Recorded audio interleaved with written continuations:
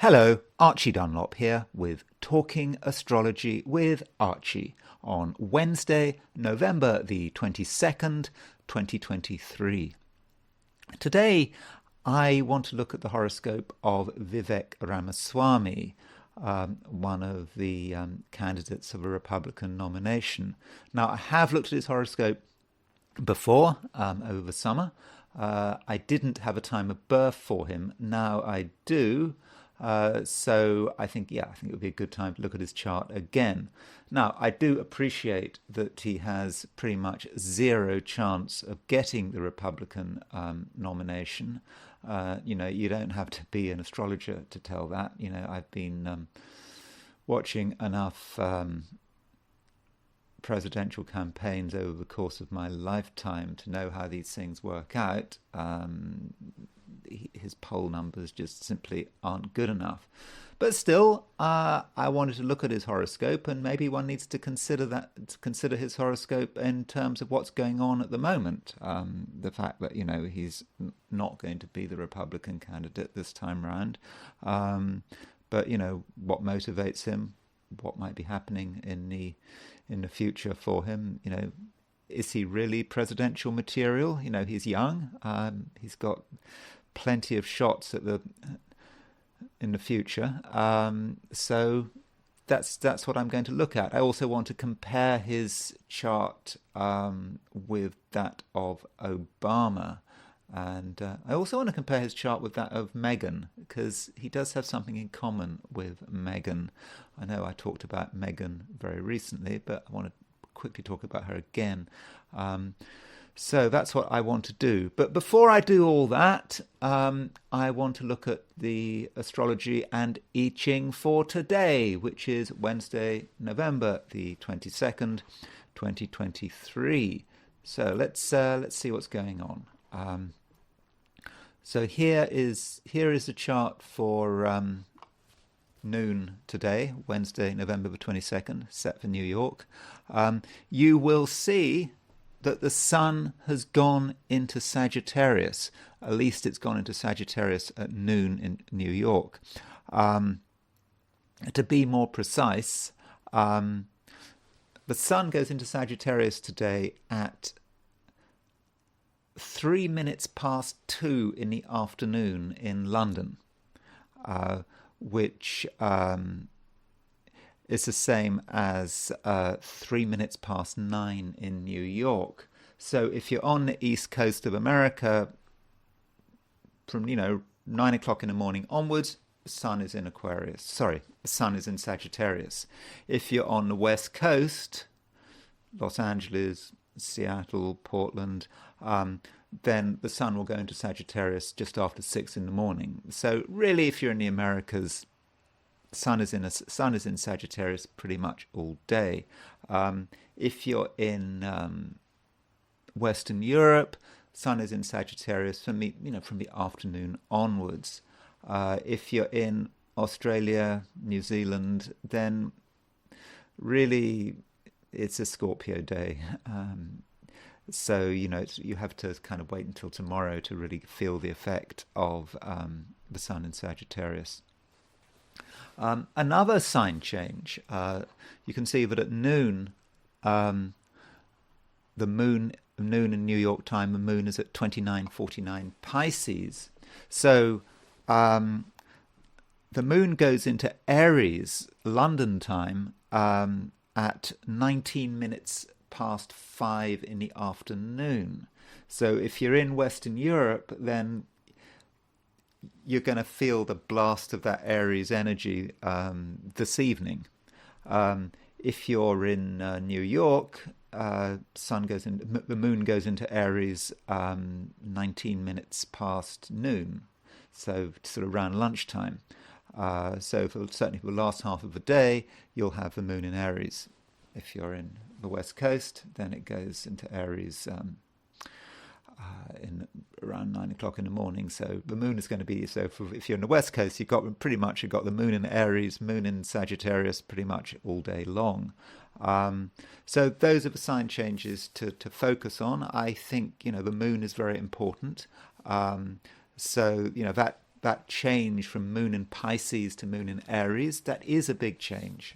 And it's, suddenly there is more focus on energy, action, fire, less emotionality. And I think for many of us that switch from Moon into Aries is going to be a good thing. It's going to, a new blast of energy, sort of a new cycle in terms of the zodiacal signs. Of course, if you're in Asia, Australia, New Zealand, Moon does not go into Aries until tomorrow, Thursday. So those are the two sign changes going on. Now, I should warn you. Yes, the Sun is going into Sagittarius today, but tomorrow it makes a square with Saturn. So it's already the moment it goes into Sagittarius, you start feeling the Sun go to a square with Saturn. So it's not a typically Sagittarian event. There's more friction. There's more frustration. Yes, we have the desire to make things move. There's the sparks, fireworks, all that kind of Sagittarian stuff. But the Sun hits Saturn straight away. So we do need to exercise some discipline in terms of the Sun moving into Sagittarius. So we're not going to be able to do everything we want to do, and we're probably not going to be able to say everything we want to say. As far as other things going on, Mercury is square the Jupiter-Pluto midpoint. So you see there's Pluto, there's Jupiter. Mercury is squaring that Jupiter-Pluto midpoint. I think that's quite fortunate. Jupiter-Pluto as a pair is about the desire for self-improvement. We want things to be better, and we're certainly not happy with the status quo. And so with Mercury on a Jupiter-Pluto midpoint, we're going to want to create improvements for ourselves, perhaps through communicating. So if we're not happy with the way things are going, then we're going to want to raise our voice, tell people what's wrong. We want to say, yeah, we want it like this, and we're not going to be happy until it's just right. So in a way that's good, but just bear in mind that Mercury in Sagittarius doesn't know when to stop. So don't push it. I know you want to push it, but don't push it. Particularly, if you're on the phone, you're asking, you've got a load of demands. Yeah, you could take things too far. Now, there are actually other ways of improving yourself. So it may be that the best way to dramatically improve your situation with Mercury on a Jupiter-Pluto midpoint is actually to do some reading or studying. Maybe there's just something you don't know. You'd like to shout about it, Mercury and Sagittarius, but maybe it's not about shouting. It's maybe about going onto the internet, finding out what you need to know, and just spending some time reading, studying, watching some YouTube videos, just familiarizing yourself with what you need to know to move to the next stage. So that's something to think about. And finally, I'm afraid that the Sun is now starting to move onto the Mars-Saturn midpoint. Okay, this does happen quite often. Sun on the Mars-Saturn midpoint. At least if you take the aspects of conjunction, opposition, square, semi-square, sesquiquadrate, sort of happens every 6 weeks. So it's not, in a sense, it's not a big deal. But at the moment, we have got the Sun. If you look at the Sun, it's square Saturn. It's conjunct the Mars. So I'm feeling that this Sun on the Mars-Saturn midpoint is going to be stronger than usual. It's going to be its negative potential is more likely to manifest. Now, I think that this Sun on the aspecting the Mars-Saturn midpoint is closer tomorrow, and it's just about things getting delayed, getting frustrated. particularly we've already got Sun square Saturn. Now we've got Sun on a Mars-Saturn midpoint as well. We could be starting to get really frustrated. There are so many things we want, but we just can't get it. And so if we're feeling frustrated, we have to be careful of what we do. We don't want to make fools of ourselves. We don't want to do something stupid, which we could do. We could lose some friends. We could make enemies. And as I have to say, when Sun is aspecting a Mars-Saturn midpoint, because Mars-Saturn is connected with death, we just have to be careful. We just don't want to do anything dangerous. But I think themes of death and destruction are probably going to be difficult to avoid, when reading the news. There's always death and destruction in the news, but maybe a little more than usual. And death and destruction with government involvement. I mean, I'll be talking about that more tomorrow, but I should say that the hypothetical planet Kronos, which represents the power of the government, is now moving on to the Mars-Saturn midpoint. In fact, it's not really moving on to the Mars-Saturn midpoint. It's actually Mars, because Mars is a faster planet. Mars is moving faster, so it's Mars kind of shifting Kronos onto the Mars-Saturn midpoint. And so Kronos on the Mars-Saturn midpoint, Kronos, Mars-Saturn, it's about government and death, government and destruction, the evil that governments do. So that's something we need to be watching out for over the next couple of days. Okay, so now I want to look at my forecast for the 12 signs.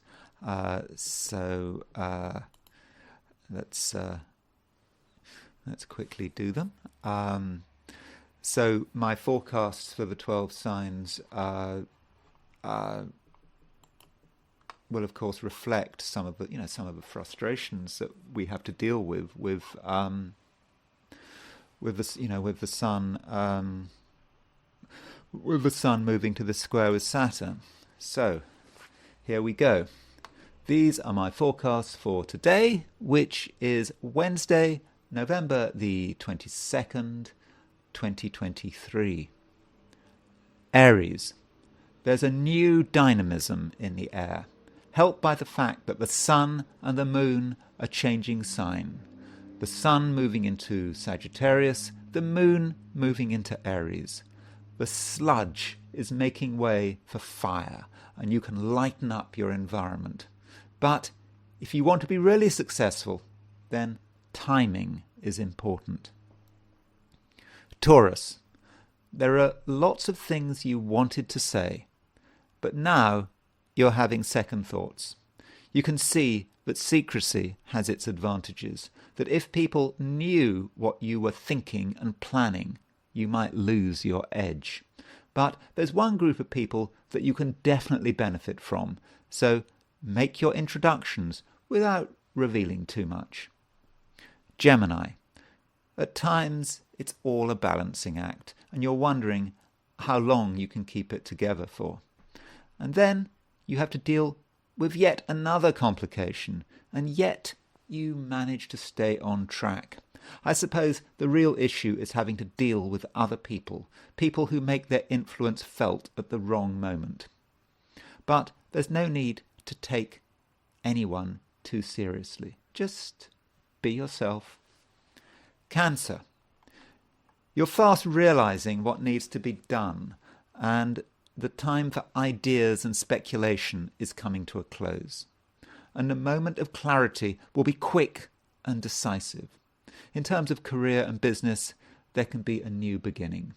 On the surface, it might not be dramatic, but soon enough, the impact will be felt. Leo.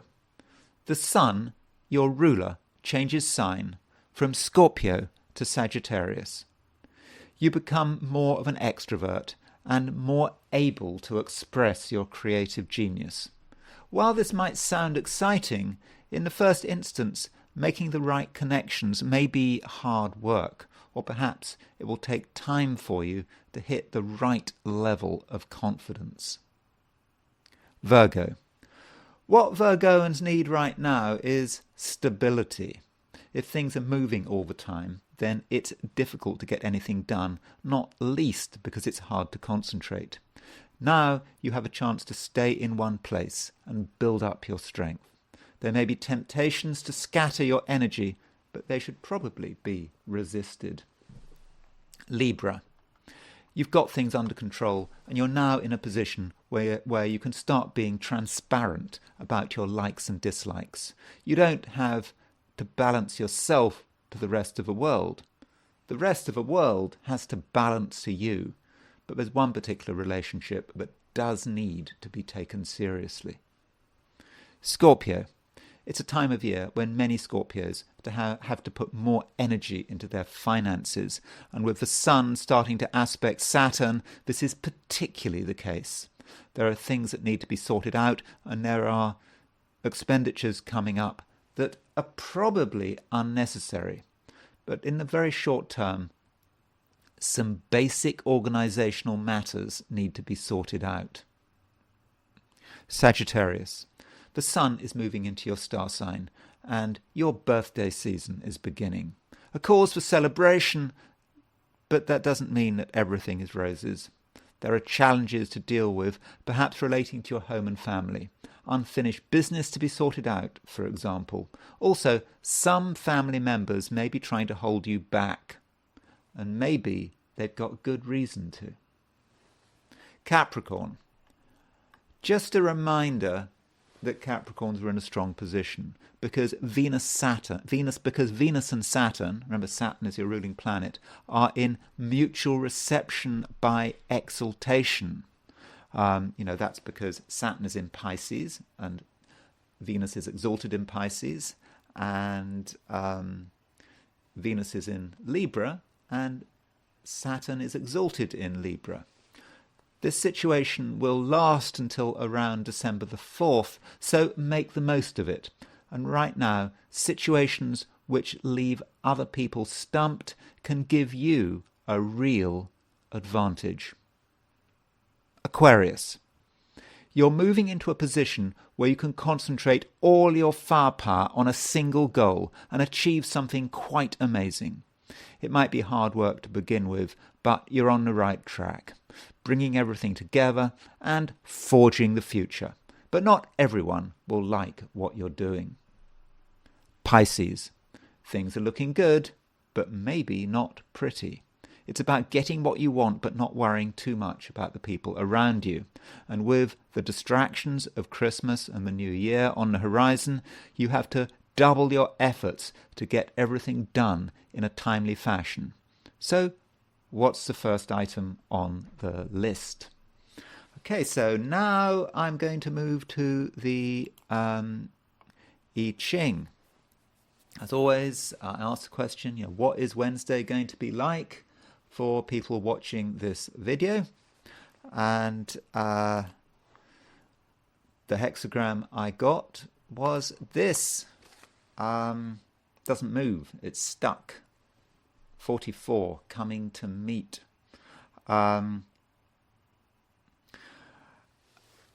There are people out there and situations out there that are clamoring for our attention. These people, these situations might seem harmless. We might trust these people. We might bring them into our sphere of influence. But once there, they may be problematic. It's kind of easy to trust people. We want to trust people, but it's not necessarily the right thing to do. And once you bring someone into your house, metaphorically, not necessarily into your house, but once they're there, they are difficult to get rid of. And in our social interactions, if we spend too much time with particular people, we may find that we are we might be subjugated.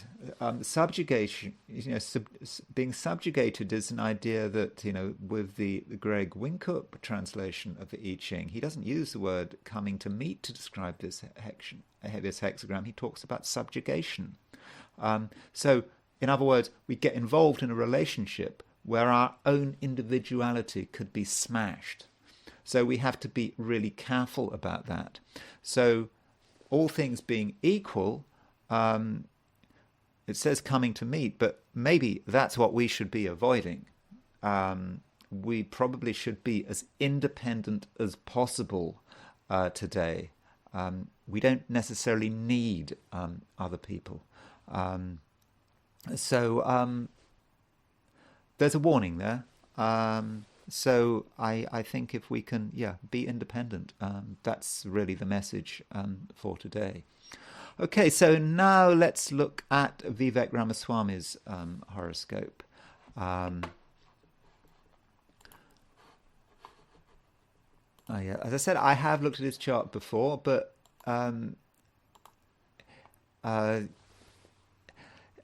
we didn't have a time of birth, so I was looking at a noon chart. But now we know that he was born at 6:51 p.m. In Cincinnati, Ohio. So here is his chart. Now I'm looking at this horoscope from a perspective of someone who, over the summer, people might have been excited about his prospects, perhaps for being nominated. He was always a long shot, but I think we now know for sure that he's just not going to make it. Still, he's had a powerful impact, and what do we know about him? He is, he's young. I think he's just turned 38 in August. He's a very rich man. He was creating businesses while he was still at college. Went to Harvard, Yale Law School, so clearly he's obviously a very clever man, and effective, a very effective arguer. So what do we see in this chart? Here's a Leo. Sun, Mars, Mercury in Leo. Sun does work well in Leo. The Sun rules Leo. So all things being equal, Leo is the best of the 12 signs to have. That also applies to Meghan, I suppose. That's Meghan Markle. We all know about her. So there's, that's his Sun in Leo. He has the Sun conjunct Mercury in Leo. Now, that could be problematic. Now, in terms of how it works, Mercury is the communication planet. So you could say, well, he's a good communicator. On the debates with other Republican candidates, he was being very, very effective. Being very clear about his views. That's Sun conjunct Mercury, but Mercury is combust. In other words, he has very, very clear ideas about the way the world should be. I'm sure he is a very bright person who does a lot of reading, a lot of thinking, and all this kind of stuff. But nonetheless, with Sun conjunct Mercury, he's very clear about his opinions. His opinions might chime with the Republican right, but still, I don't think there's a great deal of flexibility there. So to what extent is that a problem? I mean, let's just look at, I just want to compare his chart with Meghan's chart very briefly. There's Meghan Markle's chart. And Meghan Markle there's her Mercury at 5 Leo, her Sun at 12 Leo. And I was suggesting, when I looked at her chart, that maybe that Sun-Mercury conjunction would explain some of her narcissism. Sun-Mercury conjunction that sort of Mercury in the first house, sort of second house, but maybe that explains part of her narcissism. So could we then use that same logic to say that Vivek Ramaswamy was a narcissist? I would say no. I think there is a difference.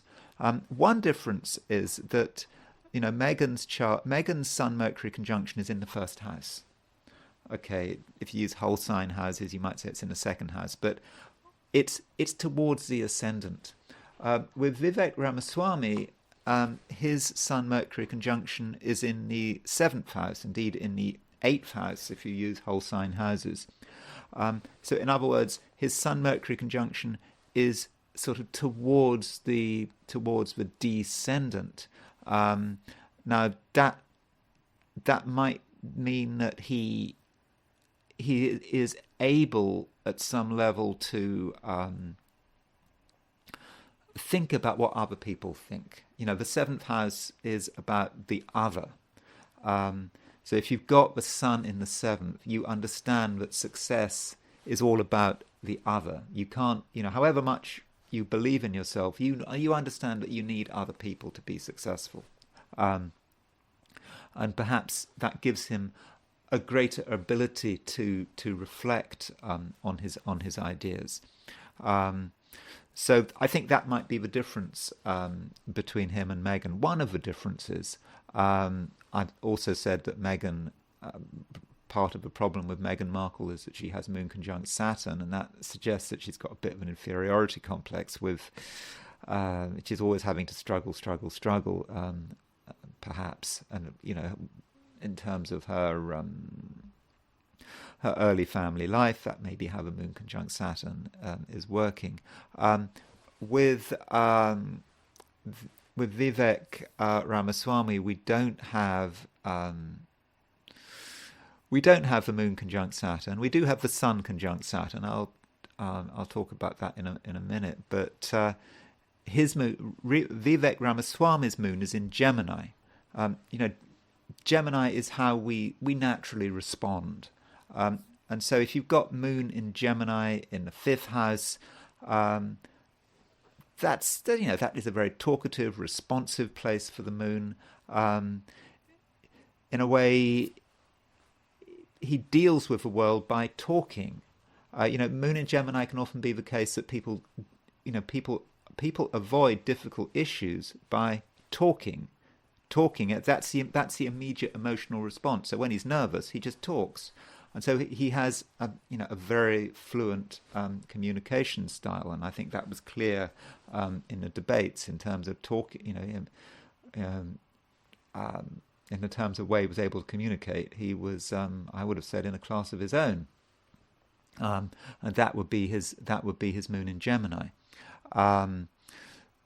But there are other things going on. I mean, clearly he's someone who, I suppose, he must be able to, work hard, taking life seriously.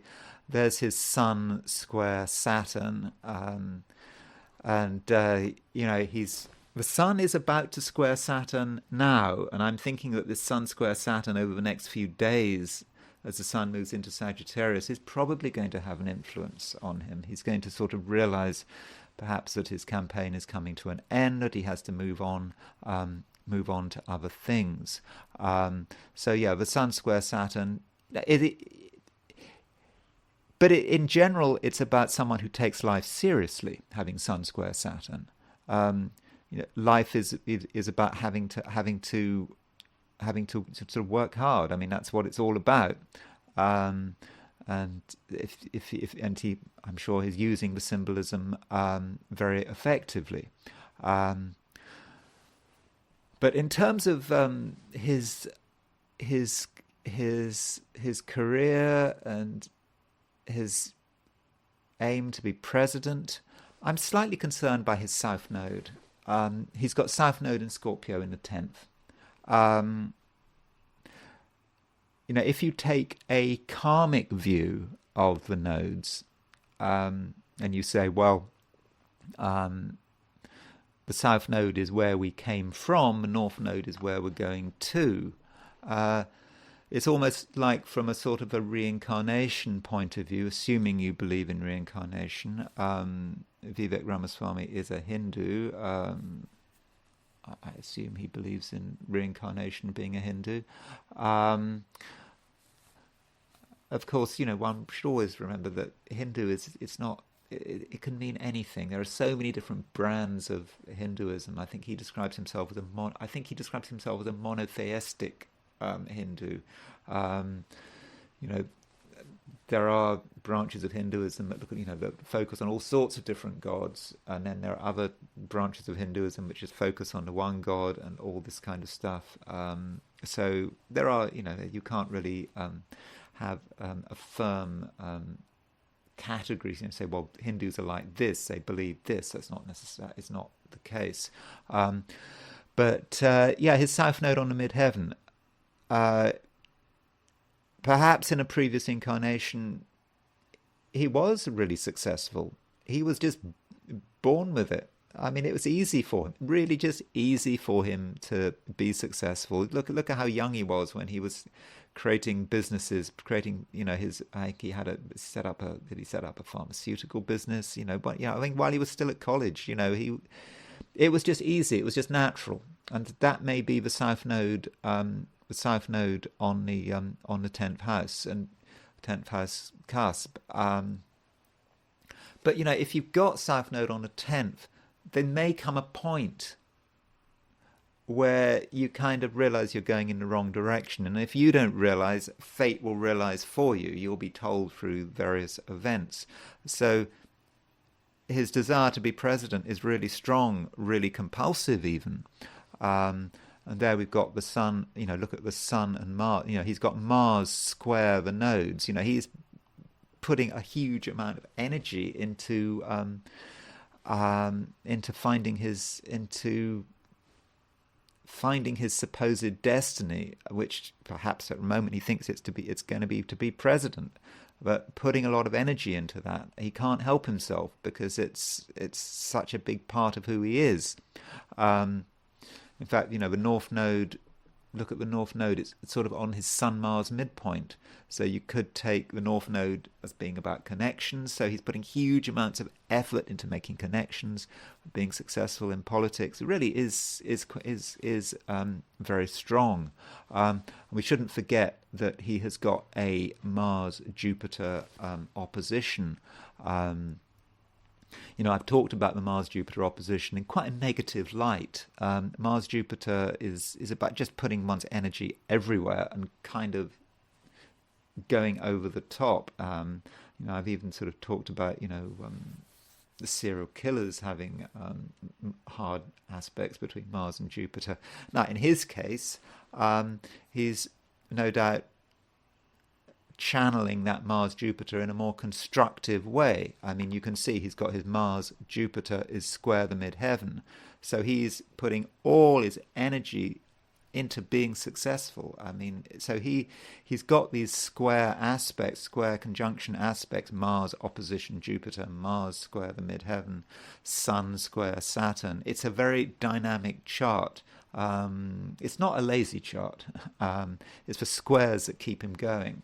And so when you've got that dynamism, when you've got the right person who's been given the opportunities of being in a good family, having a good education, he's clearly making the most of everything he's got.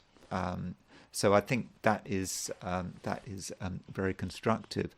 At this stage, you might be thinking, well, hold on, how is it that he's actually able to relate to ordinary people? Because, people like that, with that much dynamism, that much ambition, they might put people off. But how does he manage it? Well, I'll tell you how he manages it. Or there may be a number of ways he manages it, but I think, okay. Firstly, he does have Mars, Sun, Mercury in the 7th. The 7th house is the house of the other, so to an extent he is able to put himself in other people's shoes. He's not like Meghan, who's got that Sun, Mercury in the 1st house, where I think she really finds it quite difficult to put herself in other people's shoes. She finds it quite difficult to think in terms of the other. So that's the first point. Secondly, I've I always say, when you're doing a chart, that you must look at the Sun Moon midpoint. If you don't, you're not interested in midpoints, it's too complicated, whatever. Okay, fair enough. But always look at the Sun Moon midpoint. See if there is a planet that is conjunct, square, opposition, semi-square, sesquiquadrate, because that planet on the Sun Moon midpoint very often dominates in a personality kind of way. It really does say something about someone's personality.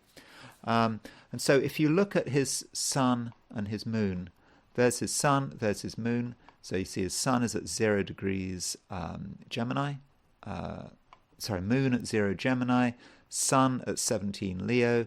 What's on the midpoint? Venus. He's got Venus conjunct the sun moon midpoint. And so there is something Venusian about him. Venus is about relating, and Venus is in Cancer. That Venus in Cancer gives a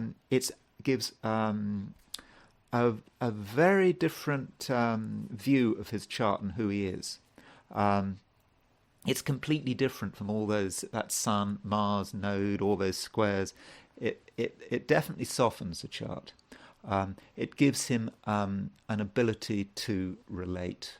And I think for being a politician, that's important. It's also important in terms of him being a politician in America.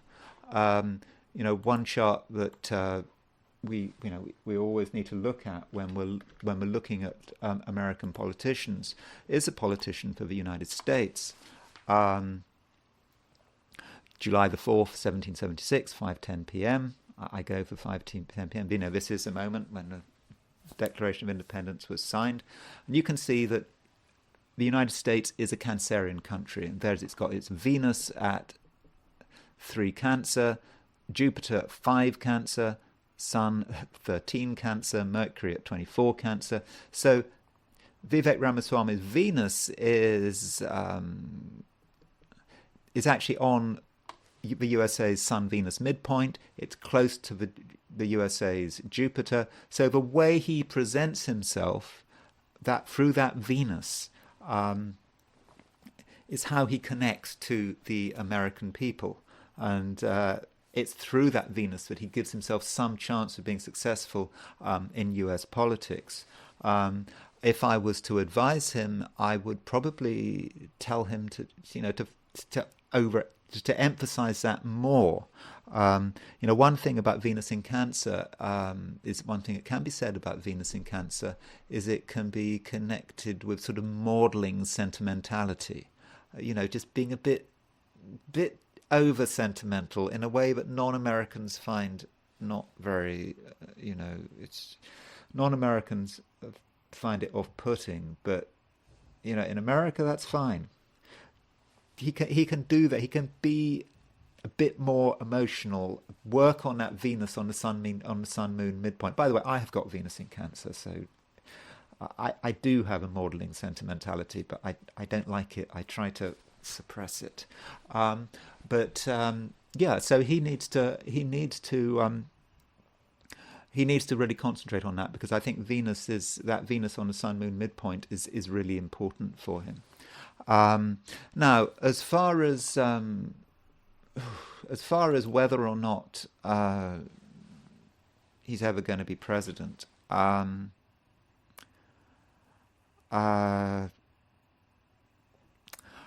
did ask a horary chart today, just now, about whether he would be president before he was 50, whether he'd be elected president before he was 50. The chart was not was probably not readable. So I just asked this just after 7 a.m. In Washington State. So this is the chart for the question I got, and the problem with this chart was that, you see, that's me, Scorpio rising. I'm Mars in Scorpio, I'm in a good position in terms of asking this question.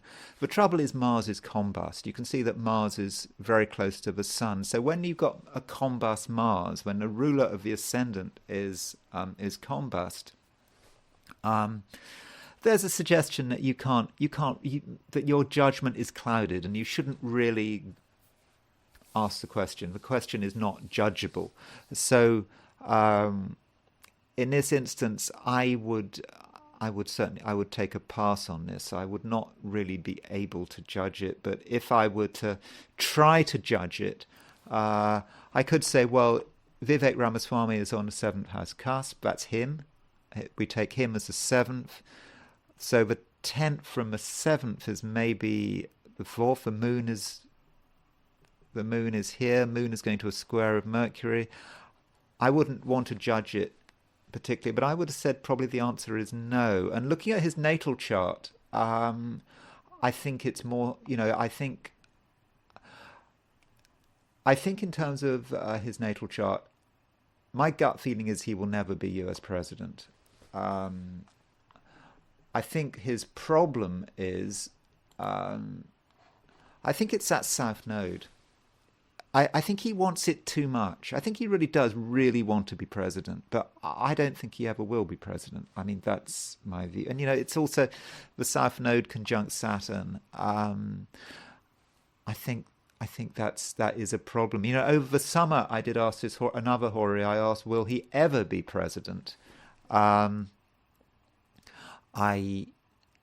asked that on August the 25th.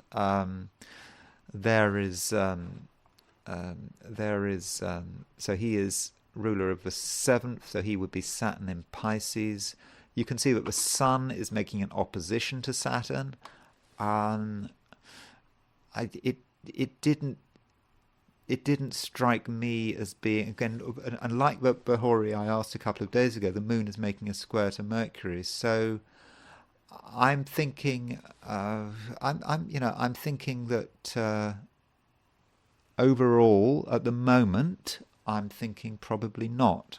But as far as Vivek Ramaswamy's Vedic horoscope is concerned, I did want to look at that very briefly. I mean, it seems appropriate. I mean, he's a Hindu, so let's have a look at his Vedic chart. So here is okay. So here is his Vedic chart. So in 2022, he started the 16-year period ruled by Jupiter, and it lasts from 2022 to 2038. So it's 16 years of time. So what is this period going to be like for him? I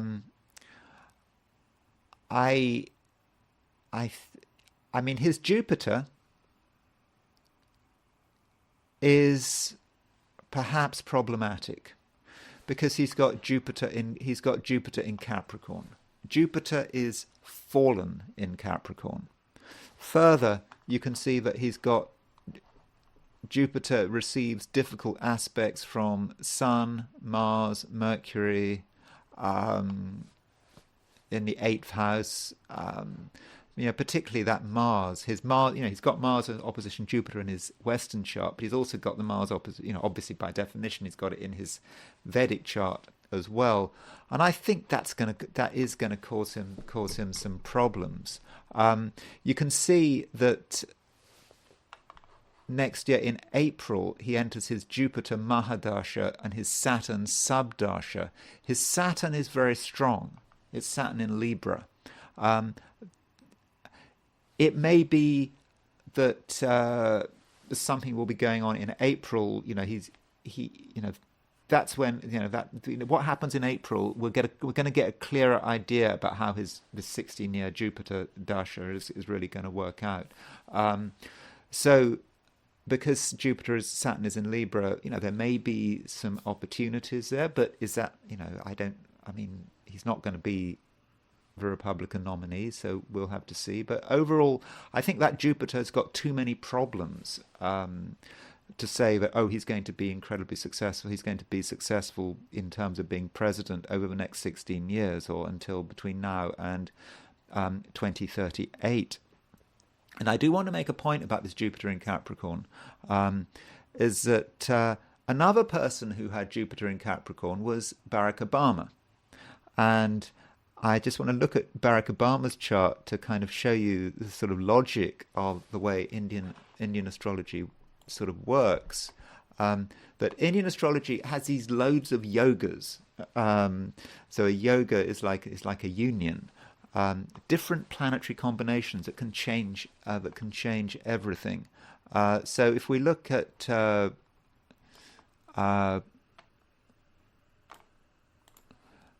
if we look at Barack Obama's chart here, we've got his Jupiter in Capricorn, conjunct Saturn in Capricorn. Now, that might sound on the surface quite difficult. Now, if we go look at when Obama was elected president, he was elected president in his Jupiter Dasha. So Vivek Ramaswamy is now entering his Jupiter Dasha. He has Jupiter in Capricorn. I think there's a problem there because it's fallen. Barack Obama became president also in his Jupiter Dasha. Jupiter major dasha, moon subdasha. Now, Barack Obama's moon, with his moon subdasha started in November 27, is really good. It's in the 5th house, the house of past life credit, in Taurus, sign of its exaltation. But what about Jupiter? See, the thing about Barack Obama is he had this thing called Nicha Banga Raja Yoga. And what that means is that he's got this problem about Jupiter being fallen, but Jupiter's fallen status is cancelled. The reason it's cancelled is because Jupiter is in the exaltation, is in the sign of Saturn, and of course Jupiter is a fallen planet in the sign of Saturn, and the ruler of this fallen sign that Jupiter is in is Saturn, and Jupiter is conjunct Saturn. So it's like it's so bad that it gets reversed, and so it's actually cancelled out.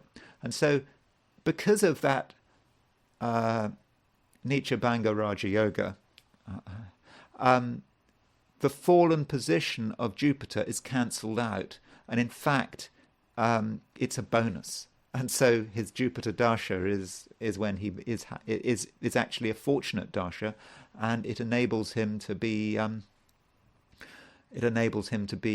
elected president. And you can see his Jupiter dasha was when politically he just he was unstoppable. Okay, so in the case of Vivek Ramaswamy, he just doesn't have the advantages that Obama had. So. To conclude, I've looked at Vivek Ramaswamy's Western chart. I've looked briefly at his Eastern chart. I just think that overall my feeling is that I don't think he's presidential material. I don't think he's going to make it to the White House. I think he wants it too badly. The first horary I asked last year in August was, I need to look at it a bit more closely, but it doesn't suggest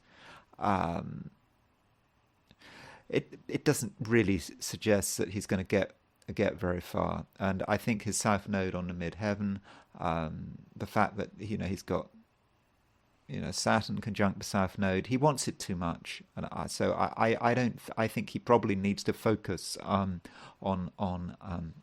other things. Okay, so that's my view of Vivek Ramaswamy. I hope you found it interesting. Sorry if you're a fan of Vivek Ramaswamy. Sorry to be a bit downbeat on that, but I'm just telling you what I see from the charts. Yeah, so thank you for listening, and I will talk to you again tomorrow.